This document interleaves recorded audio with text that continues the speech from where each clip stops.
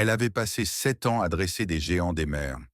Une dompteuse d'élite admirée dans le monde entier qui pensait tout comprendre aux orques. Mais ce jour de juillet, devant ses collègues horrifiés, son rêve s'est transformé en cauchemar mortel. Ce que vous allez découvrir va vous bouleverser à jamais. Avant de vous révéler ce qui s'est réellement passé dans ce bassin maudit, vous devez connaître 3 vérités troublantes.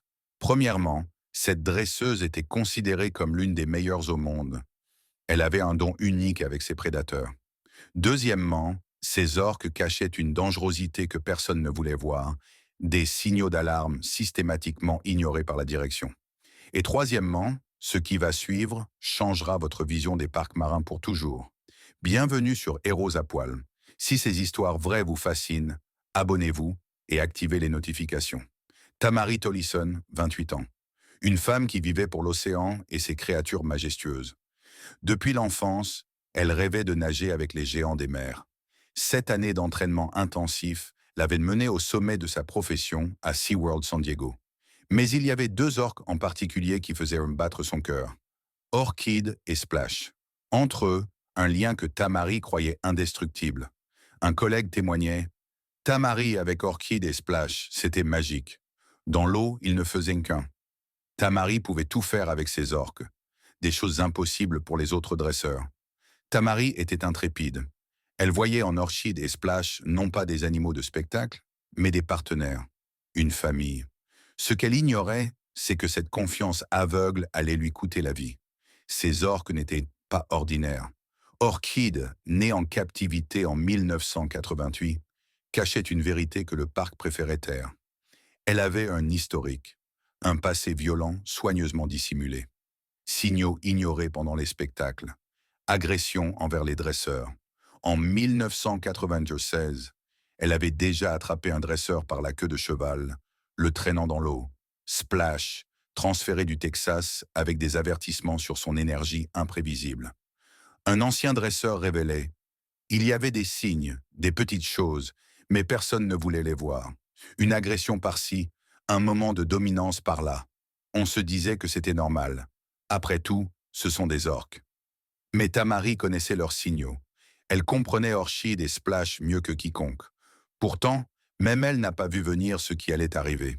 Car sous la surface scintillante, quelque chose de sombre mijotait. La pression constante des spectacles, l'enfermement, la frustration. Tout cela rongeait l'esprit des orques. Et ce jour de juillet, cette colère réprimée allait exploser. Des mémos internes révélaient qu'Orchid et Splash étaient classés comme animaux à haut risque pour les interactions aquatiques. Ce n'étaient non pas juste des orques difficiles, c'étaient des responsabilités connues. Mais les dresseurs qui soulevaient des préoccupations sécuritaires étaient discrètement réassignés ou ignorés. Le spectacle devait continuer.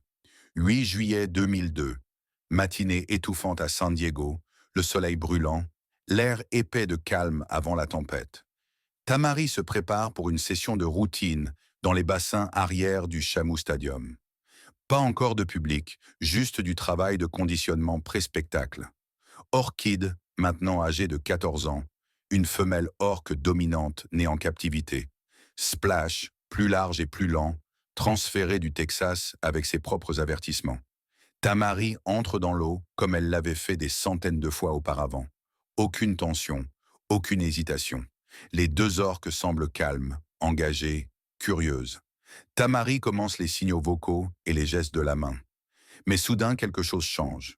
Sans avertissement, Orchid se retourne. Pas avec agressivité, mais avec un mouvement soudain et décisif. Elle serre ses mâchoires puissantes autour du pied de Tamari. Il n'y a pas de temps pour réagir. Un moment, Tamari est droite, centrée dans l'eau. L'instant d'après, elle est tirée vers le bas par un animal pesant plus de 2 tonnes. Puis Splash se joint à l'attaque. La seconde orque surgit d'en bas, son cadre massif coupant l'eau comme une torpille. Maintenant, les 2 orques sont impliquées, chacune tirant Tamari dans des directions différentes. Son corps se tord sous la surface, traîné de plus en plus profondément. D'en haut, ses collègues dresseurs peuvent à peine suivre son ombre sous l'eau bleue ondulante. La panique se répand sur le pont de la piscine. « Rappel! Rappel !» crie quelqu'un, activant les signaux d'urgence. Mais les orques ne lâchent pas prise. Tamari lutte, essayant de se libérer, essayant de repousser, mais elle est complètement dépassée.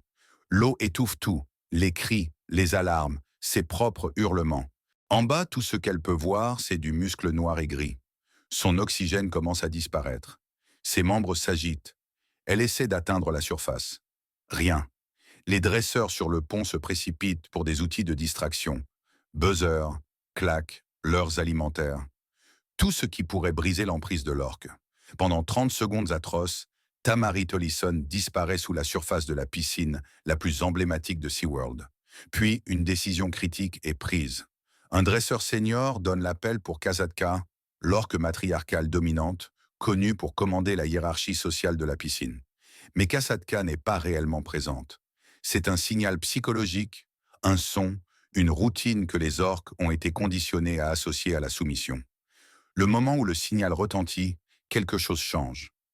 Orchid rompt le contact en premier, puis splash.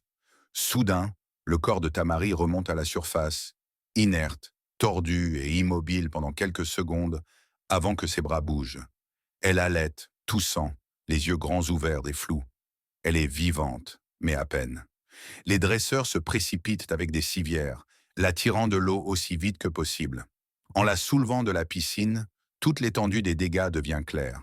Son bras fracturé, une fracture ouverte, l'os dépassant à travers la peau. Son pied était mutilé. Des ecchymoses et des marques de morsure parcouraient son torse.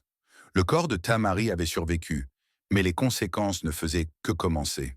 Tamari Tollison est transportée d'urgence de SeaWorld San Diego vers un hôpital voisin avec de multiples blessures traumatiques.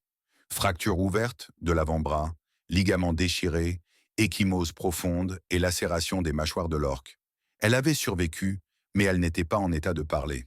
Mais pendant que Tamari gisait dans un lit d'hôpital, une autre bataille se déroulait déjà, une sur laquelle elle n'aurait aucun contrôle.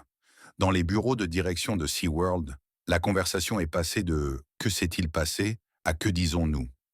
Les déclarations officielles étaient soigneusement formulées. Le public a été informé que le dresseur avait subi une blessure lors d'une session d'entraînement de routine. Aucune mention d'être traîné sous l'eau. Aucune reconnaissance que 2 orques étaient impliqués. Et certainement aucun mot sur le signal de rappel d'urgence qui lui avait sauvé la vie. L'enquête révèle alors des vérités effroyables. Des rapports internes documentant l'agressivité d'Orchid depuis des années, des signaux d'alarme systématiquement ignorés pour protéger l'image du parc. En 1996, Orchid avait déjà attrapé un dresseur par la queue de cheval, le traînant dans l'eau. Il n'y avait eu aucune blessure majeure cette fois-là, mais le message était clair. Elle était forte, dominante et pas toujours conforme. Des mémos internes ont notamment signalé à la fois Orchid et Splash comme des animaux à haut risque pour les interactions dans l'eau. Ce n'était pas juste des orques difficiles, c'était des responsabilités connues. Tamari était morte, enfin presque morte pour avoir fait confiance à un système qui avait choisi le spectacle sur la sécurité. Les jours suivants, SeaWorld organise un silence total. Pas de mémorial public, pas de communiqué, et cette question lancinante. Comment quelqu'un qui aimait tant ces créatures a-t-elle pu presque mourir de leur mâchoire? Mais discrètement, sans annonce ni adieu, Tamari Tollison n'est jamais retournée au travail aquatique avec des orques. Pendant ce temps, Orchid, la même orque qui avait serré ses mâchoires autour du pied de Tamari et l'avait traîné sous l'eau, a continué à se produire à SeaWorld San Diego. Son nom est resté sur les horaires de spectacle. Ses routines ont été ajustées, mais sa présence n'a jamais faibli. Splash, son compagnon de bassin ce matin-là, et la seconde orque impliquée dans l'attaque, a continué l'entraînement pendant plusieurs années de plus. La déclaration officielle que SeaWorld a émise dans les jours suivant l'attaque a décrit l'événement comme un accident lié à l'entraînement. Les mots étaient là, prudents, pratiqués et vagues. Aujourd'hui, Orchid et Splash ne nagent plus dans ces bassins. Mais leur histoire avec Tamari ne sera jamais oubliée. Et les questions demeurent. Combien d'autres vies faudra-t-il sacrifier avant que nous changions notre regard sur la captivité? Tamari rêvait de connexion avec ces créatures magnifiques. Son rêve a failli s'achever dans l'endroit même qu'elle considérait comme un sanctuaire. Cette tragédie nous oblige à nous interroger. Avons-nous le droit de voler la liberté de ces géants des mers pour notre divertissement? Si l'histoire de Tamari vous a touché, Si son calvaire vous révolte, agissez. Partagez cette vidéo, sensibilisez votre entourage, soutenez les organisations qui luttent pour la libération d'animaux comme Orchid et Splash. Le changement commence par la prise de conscience, et la prise de conscience mène à l'action. Dites-nous en commentaire, pensez-vous que les orques devraient être libérés de la captivité? Et si vous voulez découvrir d'autres histoires vraies qui ont marqué le monde animal, abonnez-vous à notre chaîne. Ensemble, nous pouvons faire la différence.